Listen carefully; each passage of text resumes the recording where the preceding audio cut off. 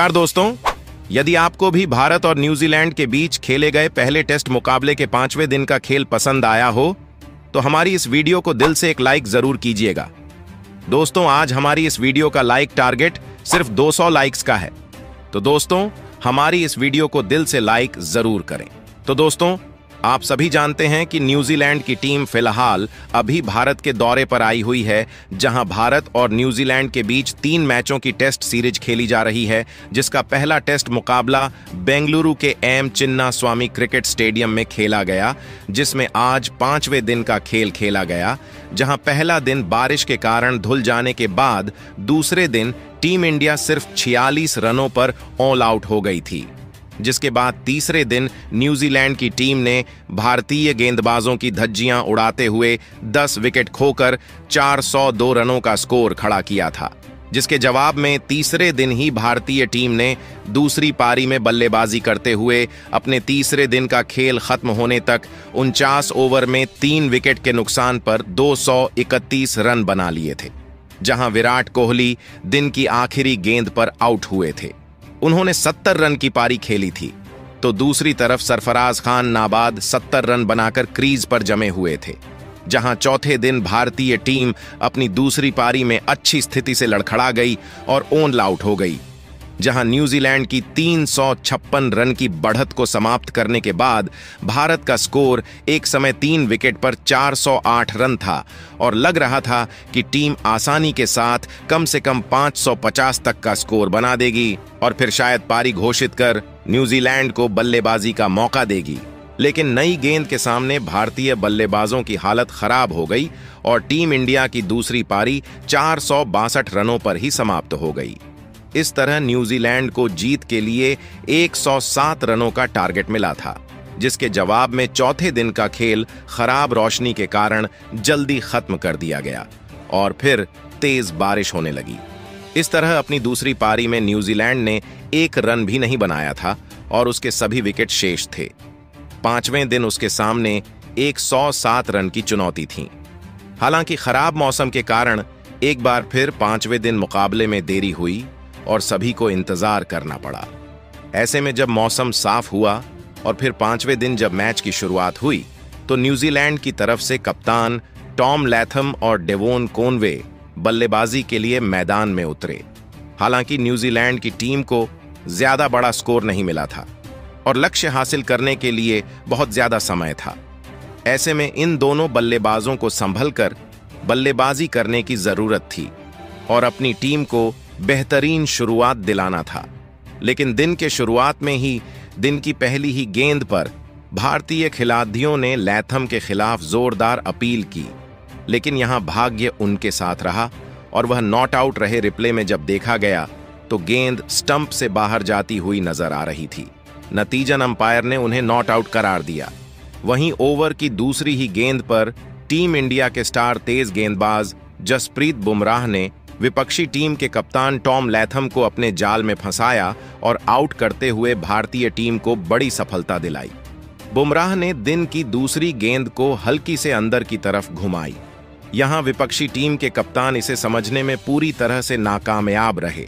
नतीजा यह रहा कि गेंद उनके पैड से सीधे जा टकराई और उन्हें एलबीडब्ल्यू होकर पवेलियन का रुख करना पड़ा, जिसके बाद विल यंग बल्लेबाजी के लिए मैदान में उतरे और कन्वे का साथ निभाने लगे।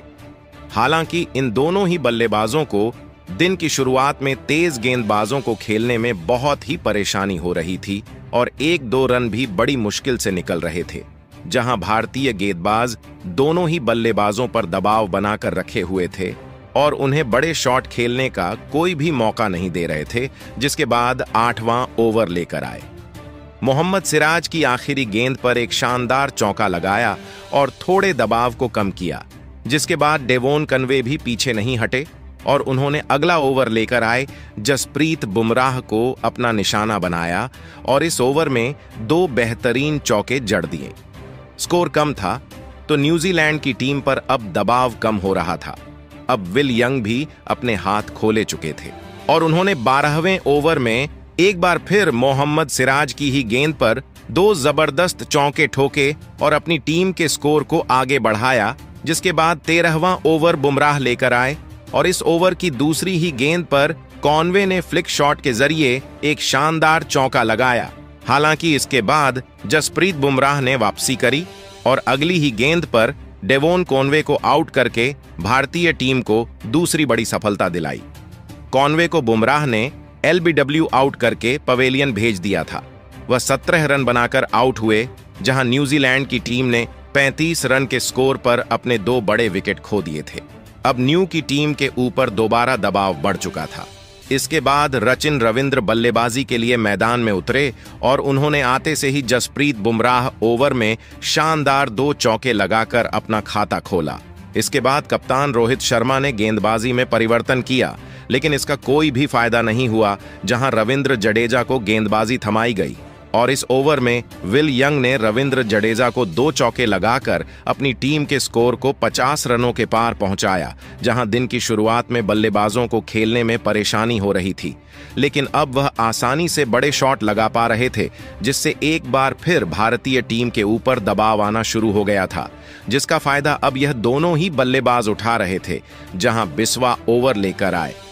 कुलदीप यादव की आखिरी गेंद पर विल यंग ने एक बेहतरीन छक्का लेग साइड की तरफ लगाकर अपनी टीम को जीत के और भी नजदीक पहुंचा दिया। हालांकि ऐसा लग रहा था कि अब स्पिन गेंदबाज भारतीय टीम को सफलता दिलाएंगे, लेकिन इसके बाद स्पिन गेंदबाजी पर भी यह दोनों ही बल्लेबाज बेहतरीन बड़े शॉट खेल पा रहे थे, जहां 21वां ओवर लेकर आए। कुलदीप यादव के इस ओवर में रचिन रविंद्र ने 2 बेहतरीन चौकी जड़ दिए थे। अब न्यूजीलैंड की टीम का स्कोर 85 रन पर पहुंच चुका था और कोई चमत्कार ही अब भारतीय टीम को इस मुकाबले में जीत दिला सकता था। लेकिन ऐसा कुछ भी नहीं हुआ, जिसके बाद एक बार फिर गेंदबाजी में परिवर्तन किया गया और रविचंद्रन अश्विन को गेंद थमाई गई। लेकिन इस ओवर की तीसरी गेंद पर एक शानदार चौका लगाया और अपनी टीम को 100 रनों का आंकड़ा पार कराया। अब न्यूजीलैंड की टीम को जीतने के लिए सिर्फ 4 रनों की जरूरत थी और फिर अगला ओवर रविंद्र जडेजा लेकर आए और इस 28वें ओवर की चौथी गेंद पर विल यंग ने एक बेहतरीन चौका लगाया और इसके साथ ही न्यूजीलैंड ने भारत 8 विकेटों से शिकस्त दे दी। ऑफ स्टंप के बाहर डाली गई गेंद को बल्लेबाज ने बैकफुट से थर्ड मैन की ओर शॉट लगाया। गैप में गई गेंद सीधा सीमा रेखा के बाहर 4 रनों के लिए। इसी दौरान पूरी न्यूजीलैंड की टीम ने जीत का जश्न मनाया।